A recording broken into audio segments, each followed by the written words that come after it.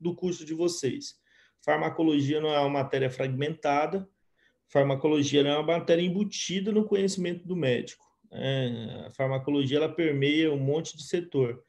A nossa função aqui é dar uma base, um conhecimento prévio para vocês, principalmente cinética e dinâmica, para quando vocês estiverem avaliando o paciente clinicamente no próximo semestre, vocês vão ver todas as clínicas, vocês têm uma melhor compreensão. E mesmo assim também a gente não passa por todos os setores da farmácia, né? Porque a gente tem 8 tópicos a trabalhar, 8 casos, a gente permeia aí 8, 10 tópicos, né? Óbvio que algumas classes farmacológicas a gente nem consegue ver aqui na farmacologia básica, mas o nosso intuito sempre é ver os principais tópicos. E esses a gente consegue ver, principalmente sempre lembrando a parte molecular de cinética e dinâmica, né? Os demais quesitos dentro da farmacologia, vocês vão moldando e vão, a partir do quarto, quinto ano, aí vocês vão ver bastante dentro da parte clínica, dentro da parte prática, né? Dentro dos campos de estágio de vocês, beleza? Então, na aula passada, nós estávamos falando sobre anticonvulsivantes, né, fármacos utilizados para tratamento na epilepsia, mas também não só a epilepsia, porque não é somente a epilepsia que leva à crise convulsiva. Nós temos crises convulsivas não epiléticas, como nós colocamos. O paciente pode ter um trauma, né, um traumatismo craniano e convulsionar, uma criança pode ter um pico febril muito alto, chegar no hospital convulsionando, diversos outros fatores que podem levar à convulsão. Não é apenas a epilepsia. E aí conversamos sobre alguns antiepiléticos mais comuns, que são os benzodiazepínicos, barbitúricos, né, derivados das idantoínas, né, alguns outros fármacos que agem sobre canais de sódio, canais de potássio, que são os mais utilizados. E também conversamos sobre algumas novas alternativas, que é basicamente onde a gente estava tratando aqui, né, que são antiepiléticos mais modernos, que é justamente isso que eu vou estar compartilhando aqui com vocês agora.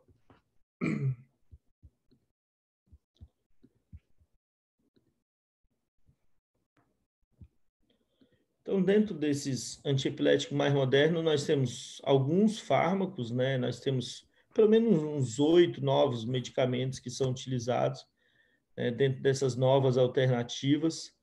Aí você pode perguntar assim, professor, mas a gente já não tem fármacos mais antigos? Esses fármacos mais novos, o que eles trazem, né? Normalmente a eficácia dos fármacos mais antigos, eles têm boa eficácia, né? Só que alguns pacientes, eles acabam ficando tolerantes ou são resistentes a esses medicamentos. E aí acabam, né, tendo a opção de utilizar novas alternativas farmacológicas. Então, normalmente esses fármacos, eles acabam não sendo a primeira escolha. Muitas vezes eles são utilizados como uma alternativa após de uma falha na utilização dos medicamentos mais antigos, como a gente estava falando, benzodiazepínicos, né, barbitúricos, as idantoínas, né, e algumas outras classes aí relacionadas, né, quando a gente não consegue uma boa eficácia farmacológica. São medicamentos hoje que já estão no mercado, já estão em vários protocolos relacionados a tratamento de crises, tá? E um deles aqui que a gente tem é a vigabatrina, né? Ela é o primeiro fármaco planejado do campo da epilepsia, ela é um análogo da substituição vinil do GABA, que foi elaborado como inibidor da enzima transaminase que metaboliza o GABA.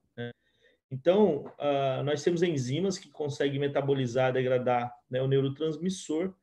À medida que a gente consegue inibir essa enzima, a gente consegue amplificar a sinalização GABAérgica, né? Então, é basicamente isso que a vigabatrina consegue trazer, né? Ela consegue fazer uma amplificação, né, da resposta GABAérgica por inibir, né, como mostra aqui na imagem do lado, apesar que o foco dela não está tão boa, mas ela consegue inibir essa etapa, consequentemente inibir esse metabolismo neurotransmissor e amplificar, né, a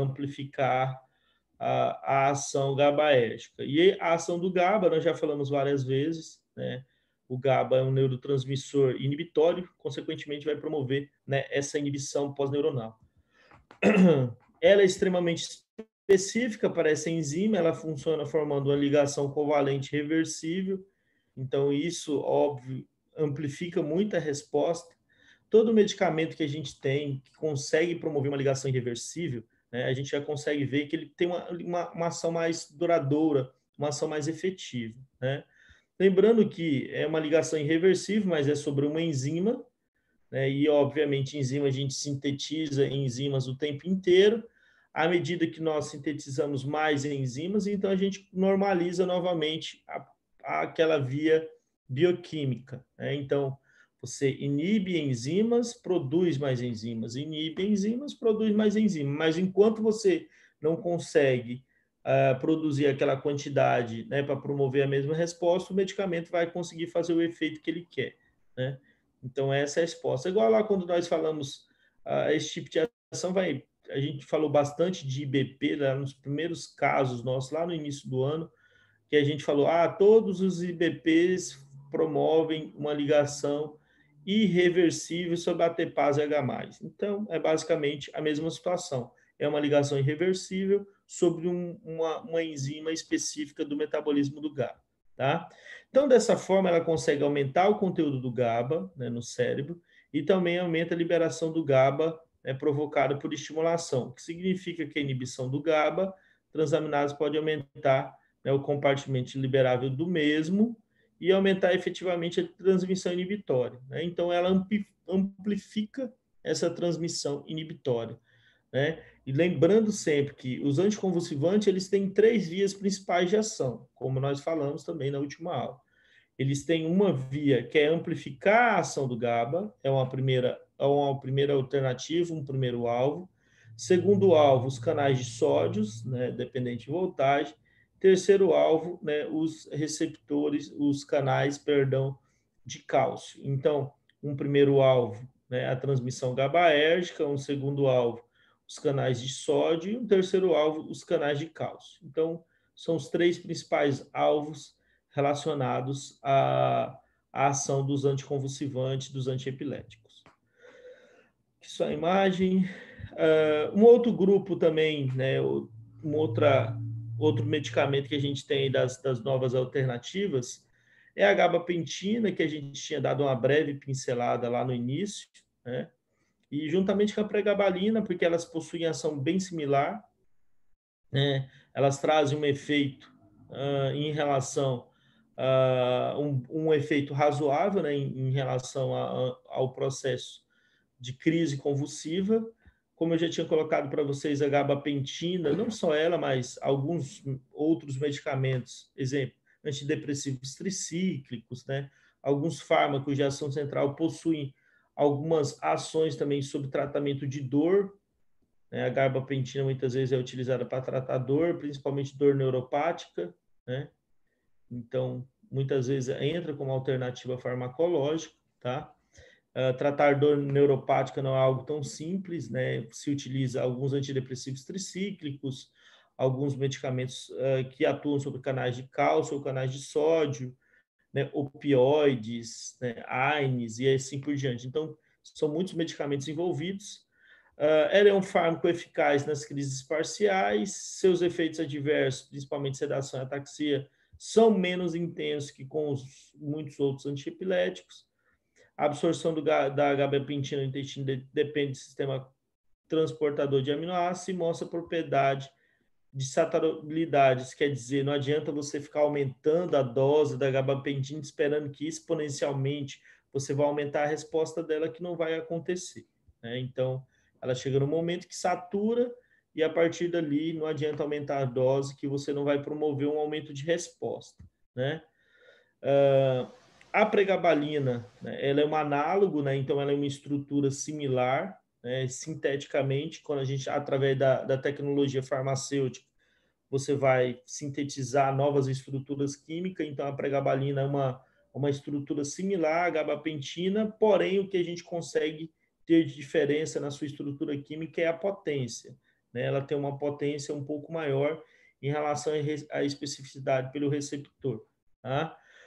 Contudo, os demais respostas são bem semelhantes, tá entendendo? Não tem muita diferença, né? Como eu já tinha colocado para vocês logo na aula passada, né, a sua ação se dá em relação principalmente aos canais de cálcio, né? em relação à subunidade alfa-2 delta, que ela consegue modular, né, esse canal, né, consegue promover, né, um controle da entrada de cálcio para o interior do neurônio e, consequentemente, interferir sobre a liberação do neurotransmissor na fenda sináptica. À medida que a gente tem uma menor quantidade de cálcio, você vai conseguir modular essa resposta em relação ao processo de liberação do neurotransmissor na fenda, né? Se eu tenho menos neurotransmissor, eu vou ter menos ligantes, né, para aqueles receptores. Então, basicamente, isso que acontece. Então, toda vez que eu modulo ou o canal de sódio ou o canal de cálcio, eu consigo interferir em transmissão, né? Seja transmissão elétrica, seja exocitose de neurotransmissor. Eu posso interferir sobre uma ou outra via, né? E também a via GABAérgica, como nós colocamos lá. Então, são medicamentos aqui que interferem sobre os canais de cálcio, todo mundo já sabe, já conversamos bastante, o cálcio ele é um fator importante para que ocorra, né, a liberação dessas vesículas de neurotransmissor. Lembrando que eu sintetizo, eu coloco eles em vesícula e depois essa exocitose acontece. Um dos fatores, né, para que a exocitose aconteça é o aumento da concentração de cálcio intracelular. E aqui, por último, o topiramato, né, que é um fármaco também importante, né, que foi introduzido. Hoje ele é utilizado aí para não só como anticonvulsivante, mas ele é utilizado em algumas outras situações também, né? Um medicamento bastante importante, ele é um fármaco relativamente novo, né? Ele tem um mecanismo de ação bem complexo, porque, na verdade, ele age sobre várias vias diferentes, tá? Ele tanto bloqueia canais de sódio como canais de cálcio, né? Ele consegue aumentar a ação do GABA, porque ele consegue também ter uma ação de mimetizar, né, a via GABAérgica. Ele causa alguns bloqueios em relação a receptores AMPA, que são receptores glutamatérgicos, né? Então, você percebe, atua tanto sobre canais de sódio, atua sobre canais de cálcio, atua sobre receptores AMPA, que são receptores de glutamato, né? Então, atua sobre, né, promover um mimetismo sobre o GABA. Então, na verdade, ele é uma ação não tão bem específica, né? E ainda não é tão claro como ele consegue agir em várias frentes diferentes. Então, ele, por exemplo, quando você pega benzodiazepínico, ele age mais aqui, né? A gente estava falando da gabapentina, age mais sobre os canais de cálcio. Fenitoína, carbamazepina, age mais sobre canais de sódio. Então, cada grupo normalmente tem uma via específica de melhor ação, né? Quando nós colocamos em relação ao topiramato, ele acaba agindo sobre várias vias ao mesmo tempo. Então, ele tem uma resposta um pouco mais amplificada, né? Então, hoje é um fármaco de escolha. Como eu coloquei para vocês, a escolha por ele hoje desses fármacos normalmente são a resistência aos demais medicamentos de escolha, fenitoína, carbamazepina, clonazepam, fenobarbital, os medicamentos que normalmente ainda são a primeira escolha, porque são os fármacos mais antigos, são normalmente dentro do arsenal terapêutico as primeiras drogas ainda a serem escolhidas, né? Quando esses fármacos, por algum motivo, não trazem uma resposta esperada, seja por resistência ou tolerância do paciente, né? Então, hoje nós temos todas essas alternativas. Lembrando que de paciente para paciente, né, ele pode se adaptar melhor a um ou outro fármaco.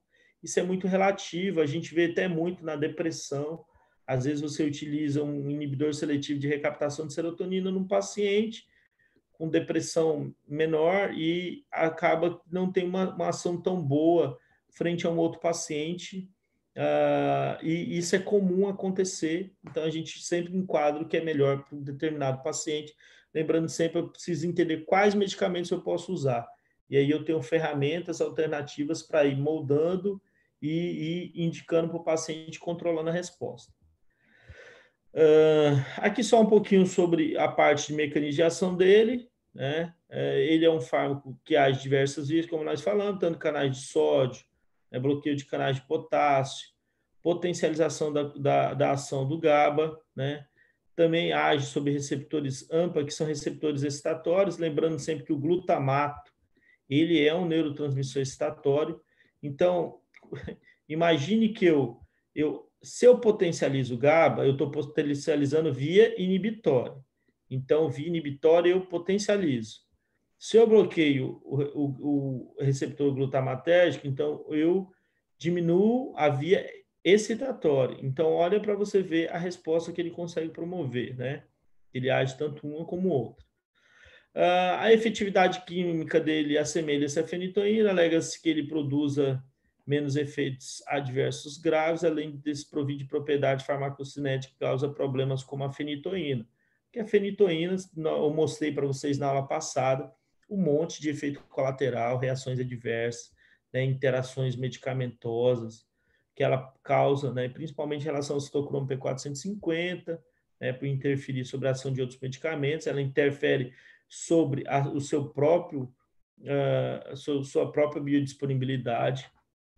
Ela também acaba tendo interferências em distribuição, porque ela acaba tendo interação principalmente com alguns cumarínicos. Então, esses problemas o topiramato não tem, né? Então, ele é um fármaco que pode ser utilizado. É utilizado principalmente como terapêutica adjuvante nos casos refratários. Foi o que eu falei para vocês, aqueles pacientes normalmente que não têm uma boa resposta, em situações refratárias, é uma escolha, né? Como a vigabatrina, como a gabapentina, são medicamentos normalmente que são utilizados mais nesse tipo de evento, né? Normalmente para situações mais refratárias. Aqui agora nós coloquei para vocês alguns antidepressivos também para nortear o estudo de vocês, né? Para que a gente possa aí delimitar aquilo que é mais interessante a gente ver nesse momento, tá? Então, eu coloquei aqui alguns antidepressivos. Hoje nós temos basicamente os antidepressivos inibidores da recaptação de serotonina como os grandes antidepressivos que são utilizados. Né? Se você pegar em cada 10 prescrição, acredito que mais da metade vai estar gerada em cima desse grupo. Mas nós temos alguns outros grupos para conversar também, né? Além dos inibidores seletivos da recaptação de serotonina, também nós temos os tricíclicos que continuam sendo utilizados, apesar que hoje eles não são mais a primeira alternativa, a primeira escolha, tá? Porque eles trazem efeitos colaterais que a gente vai conversar, né, significativos. Nós temos os inibidores da MAO, né, os inibidores da monoaminoxidase. Esses são menos utilizados ainda hoje, tá? E nós também temos inibidores que nós chamamos que não são seletivos, né, de serotonina, que eles agem tanto serotonina e norepinefrina, né, e que a gente tem como um grande protótipo da classe a venlafaxina, mas temos também a duloxetina e alguns outros medicamentos, e nós vamos conversar um pouquinho sobre cada um. Nós temos a mitrazapina também, que é um fármaco que é utilizado, mas que esse medicamento hoje ele é menos empregado que os demais, então eu fui colocando aqui dentro de prioridades aqueles que eu vejo que cai mais em provas, é mais cobrado, é mais comentado, para que eu pudesse aqui colocar para vocês, tá? Então, dentro dos inibidores seletivos da captura, né, do 5-HT, né, da 5-hidroxitriptamina, que é a serotonina, nós temos alguns fármacos principais, né, que são mais utilizados na clínica. O grande boom deles é o protótipo, a fluoxetina, né, que vem como nome comercial Prozac, tem o Prozac, Daforin, né, alguns nomes comerciais bem conhecidos. É um medicamento que vem cada dia mais sendo utilizado, né? Já não é um medicamento mais novo, não é uma novidade, mas é um medicamento que cada vez vem sendo cada vez mais empregado. Ela tanto pode ser utilizada, né, no tratamento da depressão, como também pode ser utilizada no tratamento de ansiedade e algumas outras situações, tá? É um fármaco relativamente seguro, os efeitos colaterais eles são bem tolerados, né? Obviamente, por ser um fármaco de ação central, pode gerar alguns efeitos colaterais que o paciente pode se queixar, mas nós vamos verificar que dentro dos antidepressivos, é um grupo que os efeitos colaterais são mais tranquilos de controlar, né? Porque é um fármaco mais seletivo apenas de recaptação de serotonina, né? Então, a fluoxetina é o grande protótipo, mas nós temos também a paroxetina, né, que também é um fármaco que faz parte do grupo, tá? Nós temos o citalopram e o escitalopram, é uma mistura racêmica, né? Quando a gente estuda química farmacêutica, nós temos normalmente a estrutura química que tem um carbono quiral, né, que é o carbono que fica centralizado, onde a molécula ela pode girar para a esquerda ou para a direita em 3D, em três dimensões. Se você for, esse carbono ele consegue fazer esse giro da molécula. Então, quando ele faz esse giro da molécula, eu chamo ele de carbono quiral. Esse carbono quiral, né, normalmente, dependendo do lado do radical, se o radical está para a esquerda ou para a direita, né, eu falo que o radical está para o lado destrógeno ou para o lado levógeno. O citalopram e o escitalopram, eles são como se fossem duas mãos, né? Eu coloco assim para você, minhas duas mãos, você falar, professor, as suas duas mãos não são idênticas, porque a sua mão esquerda aí, ó o dedão para o lado que está, para o lado direito, né? E a sua mão direita, né? Ele está para o lado direito. Mas se eu faço isso agora para vocês, ó, eu falo que as minhas mãos elas são praticamente idênticas, né? Porque olha, então como elas sobrepõem, como se fosse estivesse frente a frente com o espelho, né? A gente consegue. É a mesma coisa se eu colocar o citalopram e o escitalopram frente a frente. É a mesma coisa. Professor, o que isso significa para mim clinicamente? O que isso significa na farmacodinâmica? Que muitas vezes um fármaco, dependendo do lado da molécula, você pode mexer em meia-vida dele, ele pode melhorar a especificidade pelo receptor, ele pode descaracterizar alguns eventos adversos que ele tem, pode melhorar. Um exemplo é a talidomida, né? A talidomida também, né, ela tem ao lado dela que traz melhores efeitos farmacológicos e o lado que traz mais efeitos colaterais, tá? E por último aqui a sertralina, também é um fármaco importante. A sertralina, além de inibir serotonina, ela inibe também um pouco de dopamina, né, mas de uma forma não tão significativa. A gente precisa entender que são estruturas químicas um pouco diferentes, então é óbvio que um fármaco ele tem, às vezes, resposta um pouco diferente do paciente. Aí é aquilo que eu falei para você. Você escolhe você intensifica, você faz a prescrição, acompanha, vê resposta. A resposta foi satisfatória, maravilhoso, estabilizou o paciente, é o que você queria. O outro paciente não estabilizou bem com fluoxetina, senta com paroxetina, trouxe uma resposta melhor. Isso de paciente para paciente, né, isso você vai ajustando, tá? Porque a gente percebe que, muitas vezes, um paciente se adapta muito melhor com um fármaco do que outro. Esse grupo, ele tem um problema da maioria dos antidepressivos, que é ter uma resposta, normalmente, depois de 14 dias, né, que ele vai ter realmente uma resposta mais satisfatória. Então, não é um medicamento que você já tem uma boa resposta no primeiro dia, você já consegue ver uma resposta satisfatória do paciente. A bula da paroxetina, quando vocês pegarem para olhar, ela traz que a paroxetina nos primeiros dias ela pode levar o paciente a ter algumas sensações e pensamentos suicidas, né? Então, assim, precisa ser bem acompanhado o medicamento para não levar o paciente a ter, na verdade, uma piora do que, na verdade, uma melhora significativa, tá? Então, a gente precisa de um bom acompanhamento relacionado a ela. Aqui só mostrando o mecanismo de ação, é uma inibição da recaptação de serotonina, lembrando que dependendo do autor, o Hangdale, né, o Hang, ele usa o termo inibição da captura, né, de serotonina. Já outras literaturas, né, utilizam o termo inibição da recaptação, né, o Hang usa da captação, tá? Porque, na verdade, o neurotransmissor está na fenda. A gente fala recaptar porque ele foi liberado, e aí você recapta ele.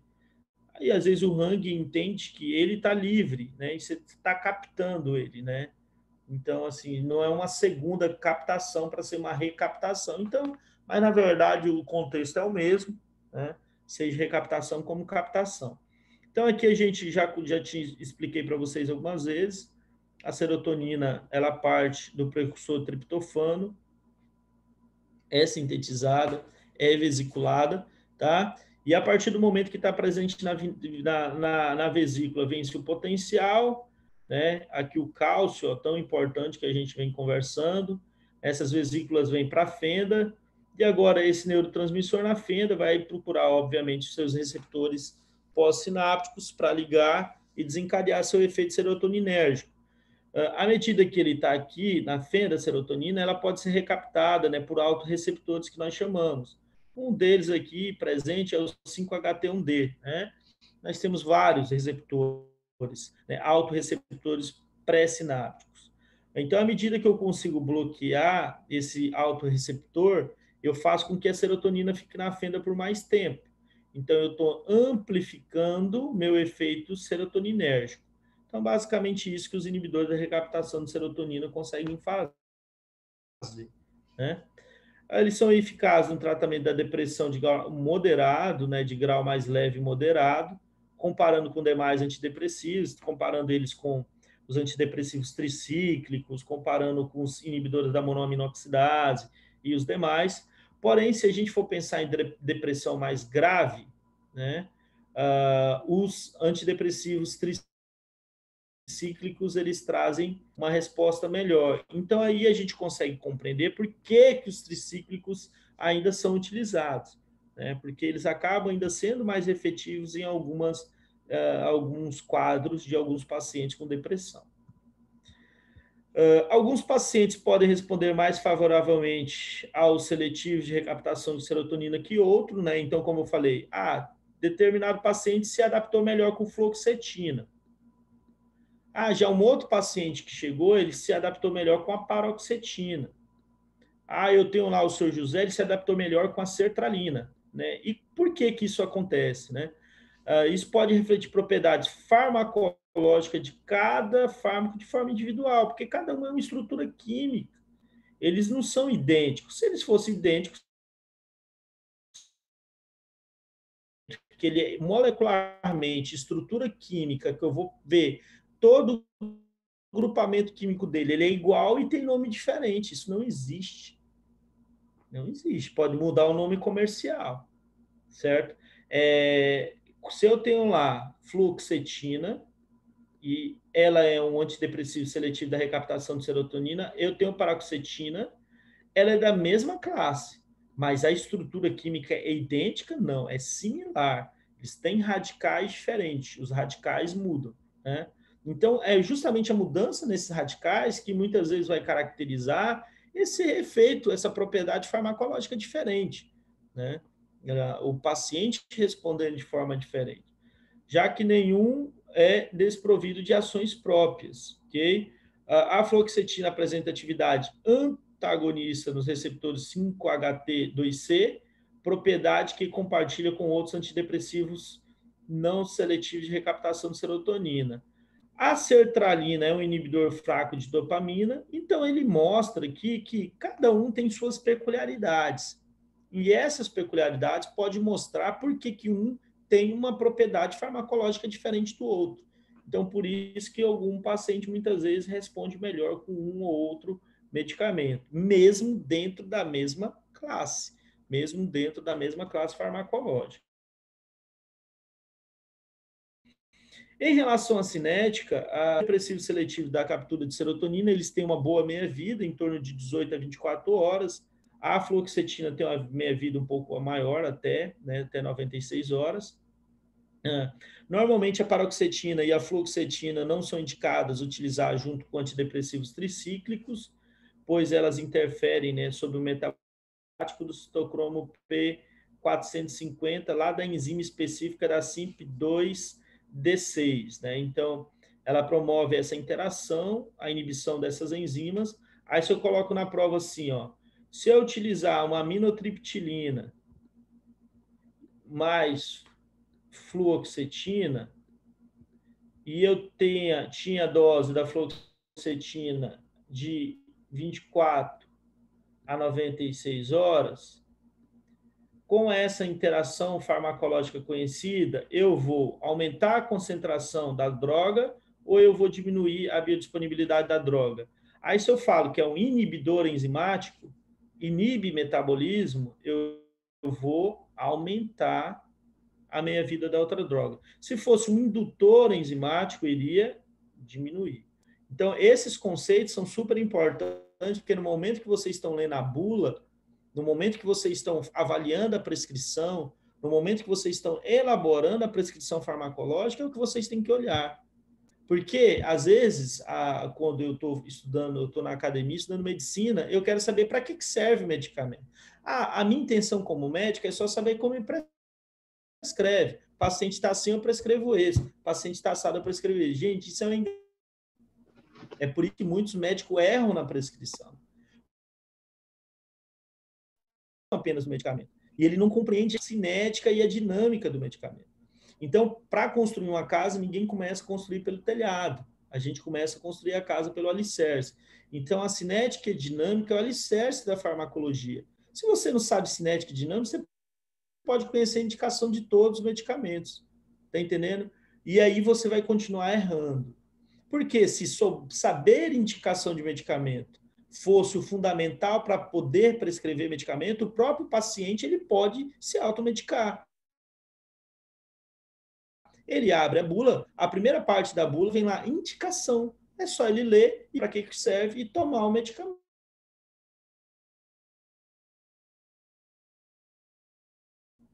Que determinados medicamentos retardar a excreção, pode retardar a excreção, imagina a natria, que paciente dos fármacos. E se eu não tomar cuidado, quando eu pegar lá. Aqui, agora, além dos antidepressivos seletivos da recaptação de serotonina, né, como eu vinha falando para vocês, nós temos o grupo dos tricíclicos.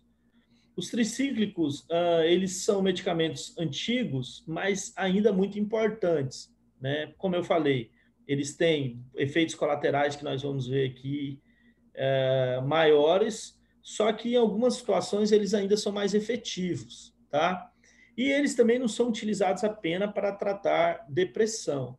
Nós utilizamos eles para tratar depressão, nós utilizamos eles para tratar ansiedade, nós utilizamos eles para tratar dor neuropática, nós utilizamos eles para tratar enxaqueca, e eles têm funções a mais, né? Aí para a gente conversar.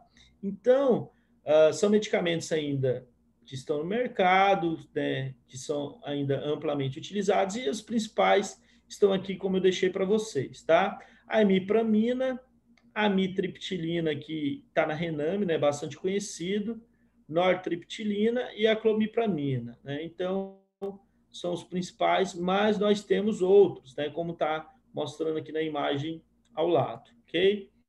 São fármacos ainda utilizados, como eu coloquei, porém por possuírem efeitos colaterais, principalmente em altas doses, como os antidepressivos seletivos da recaptação de serotonina, são medicamentos ainda utilizados, mas os seus efeitos colaterais acabaram substituindo muitas vezes eles por outros fármacos. Professor, por que eles têm esses efeitos colaterais?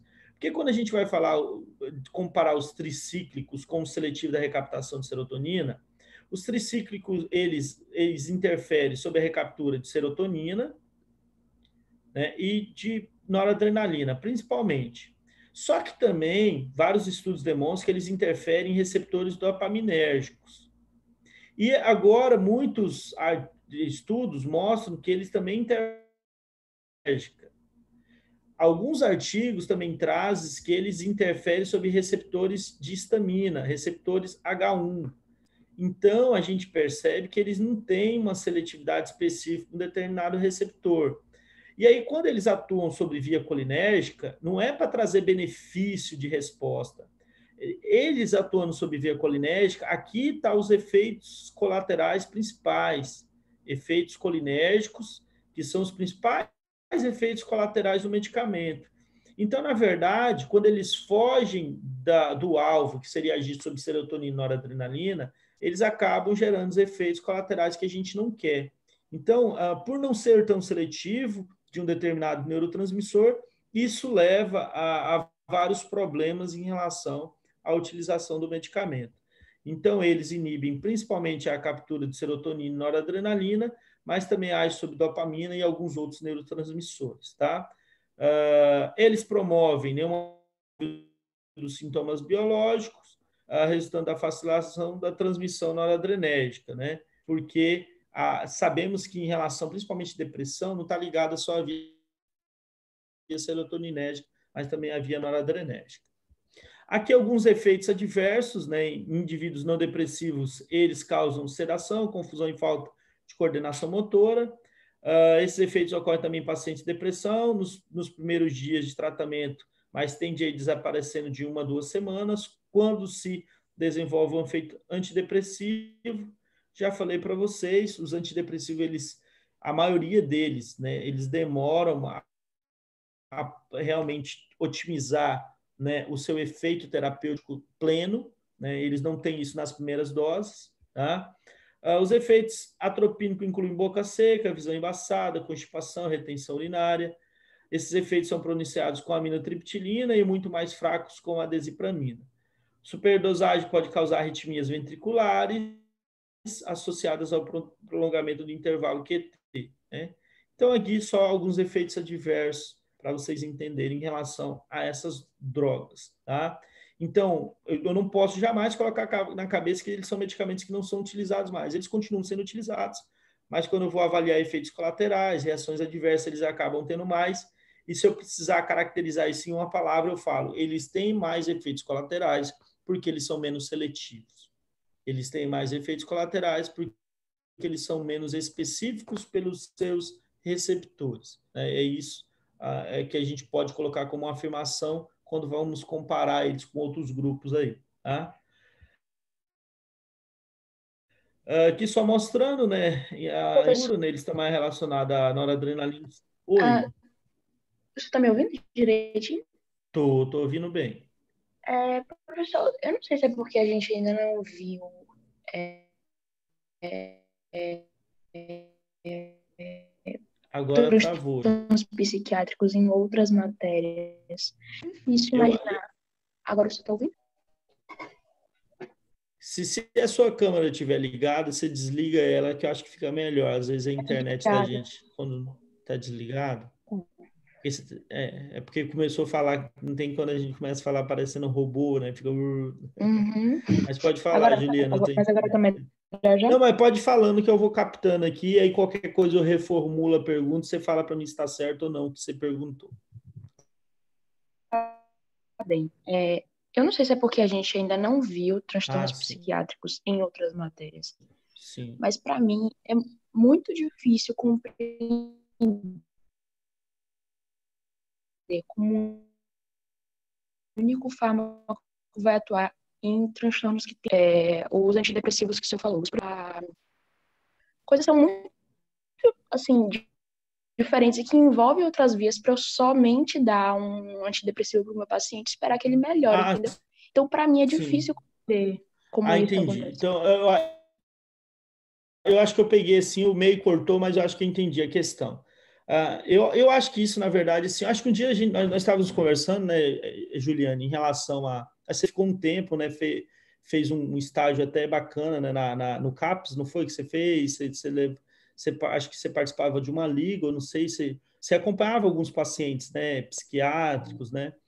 Então, assim, na verdade, o sistema nervoso central ele é extremamente amplo e complexo, né? Quando a gente vai estudar neurofisiologia, já é muito complexo. Aí a gente entra em neuropato, muito complexo também, né? E neurofarmaco da mesma forma, porque é um sistema ainda que a gente estuda muito.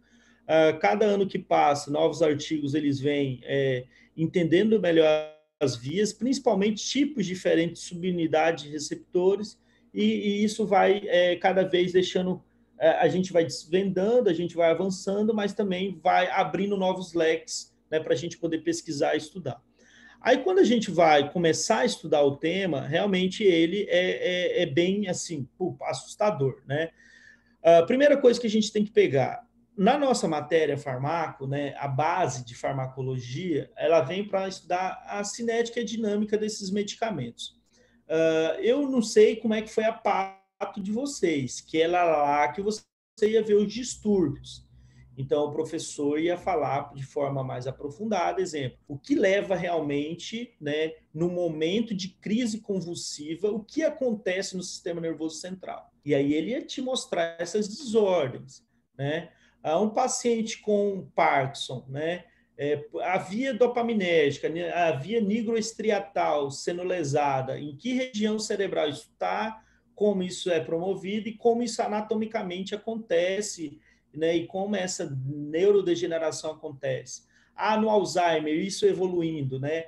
Por que ele começa depois da evolução lá no Alzheimer, no Parkinson, eles não ficam restritos apenas à via única? Exemplo, no Parkinson, a dopaminérgica avança para a colinérgica. No Alzheimer, da colinérgica avança para a dopaminérgica e para a serotoninérgica. Então, essa parte de anatômica, patológica e fisiopatológica é nessa disciplina.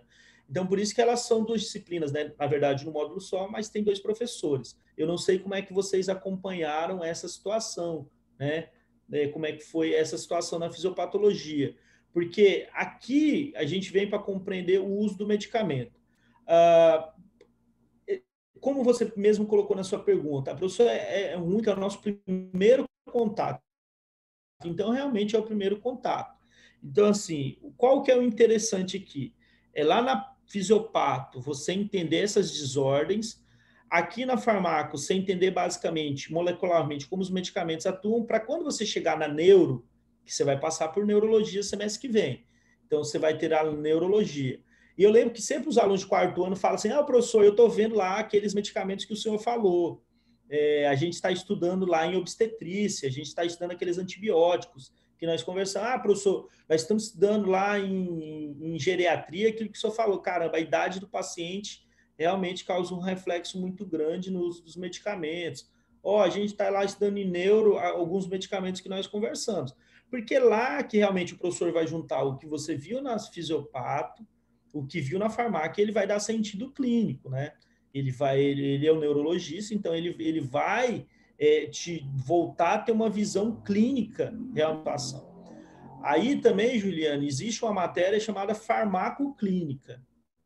É um pensamento até da professora Conceição colocar como optativa, que aí seria assim, nós pegarmos e começarmos a aprofundar um pouco mais e falarmos de indicação clínica mais aprofundada, de entrada desses fármacos, tendo resposta ou não, como a gente conduzir esse percurso clínico, e em situações que o paciente fique tolerante, o que a gente tem de segunda, terceira, quarta escolha, quando utilizar um ou outro em determinadas eventualidades que pode acontecer com o paciente, e fazer essa individualização de tratamento, e aí até mesmo dose, posologia, duração de tratamento e tudo mais. Só que isso é farmacoclínico. Desculpa que minha voz vai estar indo embora. Então, assim, se eu pegar agora e pegar cada conteúdo e eu aprofundar, sair lá da base, que é o nada que vocês sabem nada de farmacologia, eu penso assim, né? Que vocês vêm no curso, vocês ainda não viram farmácia. E eu saí da base, do zero. Eu consegui fechar o conhecimento, que é a clínica, que é onde você conhece tudo sobre o medicamento, é o máximo, e eu nunca conseguiria, numa matéria única, fazer tudo isso. Em nenhum curso do mundo. Isso é impossível, né? Assim, eu vejo humanamente possível, só se tivesse uma carga horária de 1 ano, 2 anos, para a gente passar por todos os sistemas. Então, assim, por isso que a gente precisa passar por todos os sistemas e, obviamente, como a matéria preconiza, a gente passa como uma base, né, que é uma base de tudo, né, durante todo o curso. Eu entendo os anseios, né, fazem parte, é óbvio, quando a gente está fazendo um curso, exemplo, quando eu fazia farmácia, eu ficava agoniado porque eu estudei do primeiro ao meu 4º período, que são 2 anos de faculdade, e eu não ouvi falar de um nome de medicamento. Então, eu estudei farmácia 2 anos do curso sem nem ouvir falar o nome de dipirona. Né? Eu não tinha ouvido nada de medicamento. Falei, como é que eu faço um curso de farmácia e eu passo 2 anos e não escutei nem falar o nome de um medicamento? Porque é só química. Né? Aí, no 5º período, a gente começa a falar de medicamento, né? Porque é uma construção, tá? Mas, assim, alguma dúvida que você puder, se você for tendo em relação a isso, a gente vai sanando. mas é uma construção, né? O que você precisa levar daqui? Você precisa levar os mecanismos de ação, a cinética dos medicamentos. A visão clínica, você vai ganhar ela com essa construção mais relacionada ao quarto ano mesmo, né? Essa parte mais clínica do conhecimento em relação à farmacologia, tá? Não sei se eu consegui explicar, não sei se ficou claro, não sei se realmente foi essa pergunta, porque cortou um pouco, mas só para tentar te ajudar. Deixa eu ver aqui, acho que está no chat, né? Ah, vocês não viram neuro em fisiopato. Ah, gente, assim, isso aí assim, é complicado. Eu sempre tento um contato com o professor, a gente senta no início do ano e monta o caso, né? E a gente monta na ordem.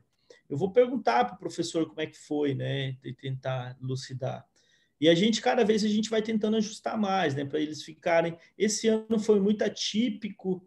Normalmente a gente senta em reuniões na faculdade, todos os professores do ano, para a gente discutir como é que está andando as situações. Talvez teve alguma eventualidade, não sei. Né? Eu fui conduzindo e tá entendendo? E aí eu não sei o que pode ter acontecido, tá? Mas o interessante era ter visto, né, para ter mais sentido aqui, tá bom? Talvez seja por isso que você se sinta assim um pouco, porque aí talvez você estaria ligando melhor, né? Você falar, ah, caramba, eu vi lá a desordem, a esquizofrenia, né, ela é um problema lá em relação à via dopaminérgica, né, acentuada, né, uma mimetização dopaminérgica. E a gente, quando a gente usa o antipsicótico, o neuroléptico, né, ele vai atuar nessa via, né, dessa forma. E a gente tem uns típicos, atípicos. Então, aqui a gente estaria falando realmente do medicamento, mas na sua cabecinha tal, a parte patológica, você viu o ano passado, né, acho que no segundo,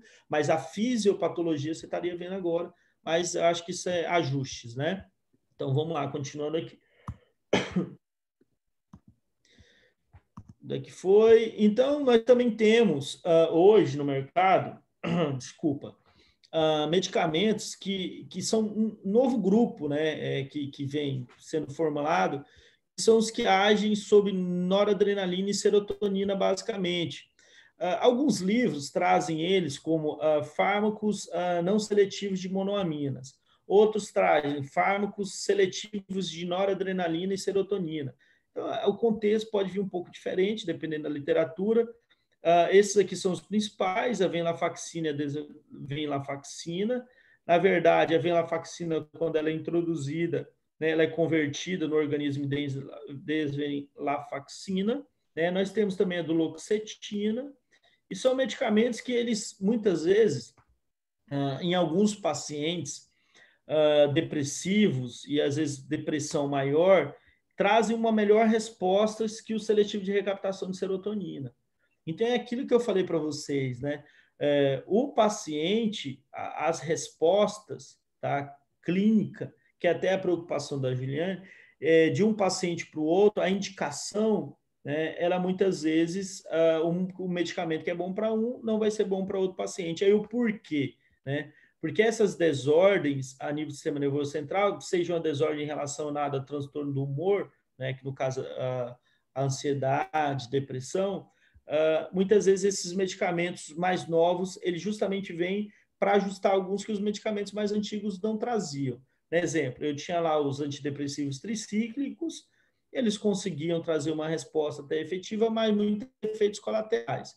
Aí vem os seletivos da recaptação de serotonina, tem menos efeitos colaterais, mas alguns transtornos de depressão maior, eles não conseguem ter uma boa resposta. Né? Então, a gente tem esse grupo aqui que é importante e que dá uma aprimorada. Então, é basicamente isso que a gente consegue ver de diferença entre as classes. Tá? A venlafaxina é o mais utilizado dentre eles ainda, é o mais comercializado. Né? À medida que se aumenta a dose dela, a sua eficácia também aumenta. Isso se caracteriza por quê? Ela é mais seletiva para serotonina, perdão, ela tem uma boa seletividade sobre noradrenalina e ela tem uma menor seletividade sobre serotonina. Então, à medida que você aumenta a dose, né, você aumenta a concentração do fármaco. Então, é mais fármaco agindo também sobre serotonina. Então, você potencializa o efeito serotoninérgico mais o efeito noradrenérgico que ela tem. Então, você vai ter tanto o efeito noradrenérgico, porque ela tem, né, uma ação em relação à via de norepinefrina, no caso, a via adrenérgica, e você também vai adicionar o efeito serotoninérgico. Então, você consegue agir sobre as duas vias, né? Tanto mostrando a sua ação sobre a recaptação de norepinefrina,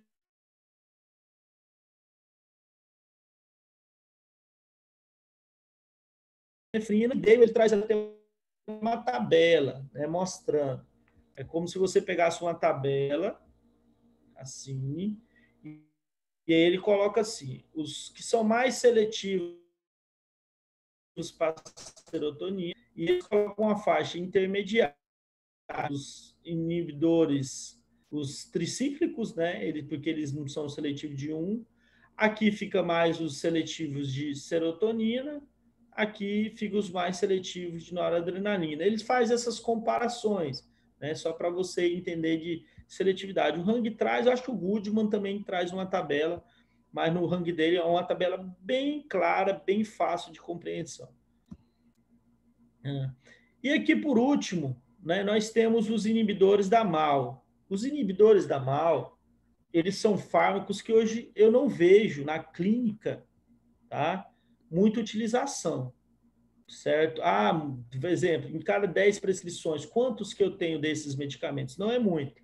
Então, hoje não são fármacos tanto utilizados, tá? Mas eu vejo muito em prova, tá certo? Eu vejo muito sendo cobrado, né, o conhecimento sobre eles, tá? Porque eles são fármacos antigos, são fármacos que foram bastante utilizados, foram um dos primeiros classes para ter conduta clínica com eles, para depressão, tá? E, então, eles ainda são fármacos que são comentados, né? Dentro deles, dos inibidores da MAO, nós temos a feneuzina, a tranilcipromina e a ipronisida, né, que são os três principais. A MAO, né, é um pool de enzimas, né, que está no interior da célula do neurônio, e ela tem uma função de fazer a degradação de monoaminas, né? Então, ela degrada monoaminas. A partir do momento que uma monoamina é recaptada, né, quando chega lá na MAO, ela é degradada. Né? Nós temos a MAO e nós temos a CONT, né? Então, a MAO, ela vai fazer o quê? Ela vai degradar as monoaminas. Então, ela consegue promover essa degradação. Se eu inibo essa MAO, eu vou inibir a degradação do neurotransmissor. Então, eu otimizo a via neuroquímica dele. Né? Então, basicamente, isso que acontece. Então, eles, como eu coloquei, eles estiveram entre os primeiros fármacos introduzidos na clínica, mas eles foram superados, né, por outros tipos de antidepressivos, como os que nós acabamos de falar. Já falei para vocês que os mais usados hoje são os inibidores seletivos da recaptação de serotonina, né, hoje acaba sendo os mais utilizados, e esses medicamentos acabaram cada vez mais ficando em desuso, né? Não quer dizer que não pode, seja proibido, não fazem parte mais do protocolo, mas acaba que os medicamentos não são tão mais utilizados hoje, ok? Aqui só mostrando um pouquinho, né? Nós temos aqui a MAO, a partir do momento que ocorre a recaptação, né? Ela consegue degradar esse neurotransmissor. À medida que eu inibo a MAO, eu consigo inibir essa degradação, vou ter uma maior quantidade de neurotransmissor, consequentemente eu otimizo, né, a via de resposta neuronal, ok? Pessoal, anotem aí, na nossa próxima aula a gente vai começar com antipsicóticos, tá? Vamos começar um pouco falando sobre fármacos utilizados aí, principalmente em tratamento de esquizofrenia, né, de uma psicose, das psicoses que na psiquiatria mais se tratam, acho que tem maior incidência, e aí nós vamos estar conversando aí na nossa próxima aula, tá? Peço desculpa mais uma vez aí pela voz. Eu estou aqui, ligo o ar, desligo o ar, porque eu ligo o ar, o calor vem, você liga o ar. E aí eu desligo porque o ar vai cada vez mais piorando a minha garganta. Ontem eu acordei, gente, eu não conseguia nem falar.